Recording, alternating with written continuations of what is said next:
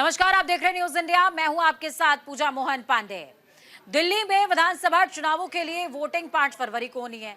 70 सीटों के दिल्ली विधानसभा के दंगल में त्रिकोणीय मुकाबला है। इसी के लिए शाम 5 बजे चुनाव प्रचार थम गया।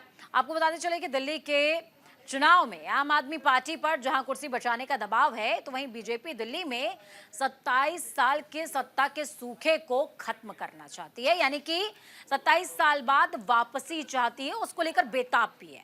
तो वहीं कांग्रेस दिल्ली में अपनी खोई साख को पाने के लिए आतुर नजर आती है। कम से कम शून्य का सन्नाटा कहीं तो जाकर खत्म हो। ऐसे में दिल्ली में टक्कर कांटे की है। दिल्ली के वोटर 5 फरवरी को तीनों दलों की किस्मत और तीनों दलों के साथ साथ 699 कैंडिडेट्स की किस्मत का फैसला करेंगे। ऐसे में आपको बताते चले कि दिल्ली में कुल कितने वोटर हैं। दिल्ली में कुल वोटर्स की तादाद की अगर बात करें तो 1,55,00,000 वोटर्स हैं, जिनमें पुरुष मतदाता की संख्या 83,89,000 के करीब है। कुल महिला वोटर्स 71 लाख, माफ कीजिएगा, 74,000 है। पोलिंग स्टेशन जिनके मतदान के जिनमें ये तमाम स्त्री हो या पुरुष हो, थर्ड जेंडर्स हो, सभी मतदान करेंगे, उनकी तादाद समझ लीजिए 13,033 इनकी तादाद है।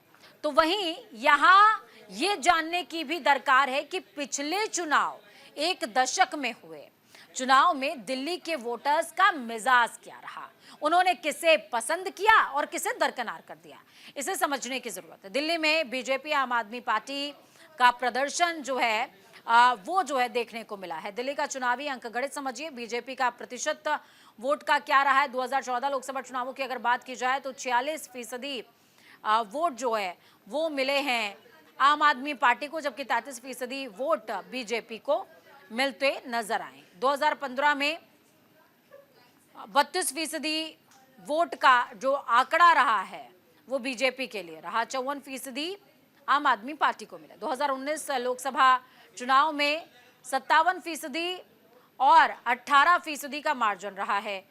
बीजेपी को 57% और 18% आम आदमी पार्टी को। 2020 विधानसभा चुनाव को समझ लीजिए, 39% और 54% का मार्जिन वोटों का रहा है। 2024 लोकसभा चुनाव में 54% बीजेपी ने अर्जित किए, 2 और 24% आम आदमी पार्टी को मिले थे। लिहाजा तीनों दलों ने चुनाव प्रचार खत्म होने से पहले पूरी ताकत झोंक दी है। इनमें जम करके सभी दल एक दूसरे पर आरोप प्रत्यारोप लगाते नजर आए। लेकिन चुनाव की बात अगर की जाए तो दिल्ली का समीकरण कहता है कि दिल्ली में लोकसभा में बीजेपी और विधानसभा चुनाव में आम आदमी पार्टी का दबदबा हमेशा से रहा है।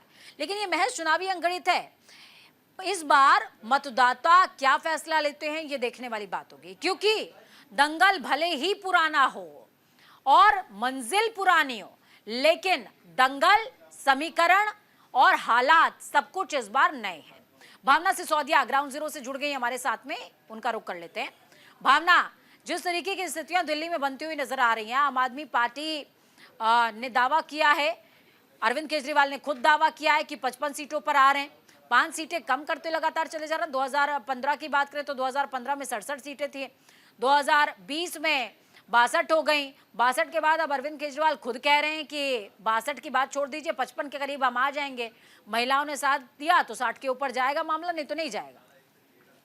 जी देखिए पूजा, देखा जाए तो 2025 का विधानसभा चुनाव जो है वो त्रिकोणीय मुकाबले में देखा जा रहा है और कहीं ना कहीं सभी पार्टियां एक दूसरे के ऊपर आरोप प्रत्यारोप का दौर भी खेलती हुई नजर आ रही है। इसी कड़ी में देखा जाए, आज शाम यानी कि 3 फरवरी की शाम 5 बजे जो है प्रचार पूरी तरीके से थम गया है और लगातार आरोप प्रत्यारोप का दौर भी इस दौरान चालू रहा है। आज के बाद चाहिए, अरविंद केजरीवाल ने साफ तौर पर कहा है कि 55 सीटें जो है आम आदमी पार्टी में है। देखा जाए तो लगातार आम आदमी पार्टी इस बात का भी आरोप लगाती हुई नजर आ रही है कि भाजपा किसी न किसी तरीके से साम दाम दंड भेद अपनाते हुए दिल्ली में सत्ता पाने की कोशिश कर रही है और कहीं ना कहीं उसको लेकर पूरी तरीके से हमलावर भी रही है। जिस तरीके से पिछले दिनों देखा गया, अरविंद केजरीवाल द्वारा लगातार ये आरोप लगाए गए कि कहीं ना कहीं वोट एडिशन और डिलीशन का प्रोसेस भाजपा द्वारा चलाया जा रहा है। वहीं वोटर्स को लुभाने के लिए तमाम तरीके के सामान उन जगहों पर बांटे ताकि महिलाओं वोटर्स को लुभा सके, यानी कि चक्कर हो, छूट हो, पैसे हो, तमाम इस तरीके का प्रयास भाजपा द्वारा किया जा रहा है। वहीं देखा जाए तो पिछले 2 दिनों से अरविंद केजरीवाल ये भी आरोप लगा रहे हैं कि चुनाव से ठीक पहले भाजपा के कार्यकर्ता लगातार जो चुगी बस्ती लोग हैं उनके पास जा रहे हैं, शाही लगा रहे हैं, लुभाने की कोशिश कर रहे हैं कि आप घर बैठे वोट दे सकते हैं। इस तरीके से जो है कहीं न कहीं भाजपा लगातार साम-दाम दंड अपनाते हुए दिल्ली में सत्ता पाने की कोशिश कर रही है और देखा जाए तो कहीं न कहीं भाजपा और कांग्रेस पूरी तरीके से दिल्ली सरकार का ही मैनिफेस्टो चुराती हुई नजर आई है। लेकिन अगर अगर अगर बात की जाए भावना, इस बार के चुनाव में शराब और यमुना, ये दो मुद्दे ऐसे रहे जो आम आदमी पार्टी के लिए कुछ भारी होते नजर आ रहे हैं। क्या यही वजह है कि खुद से ही अरविंद केजरीवाल ने सीटें कम कर दी हैं?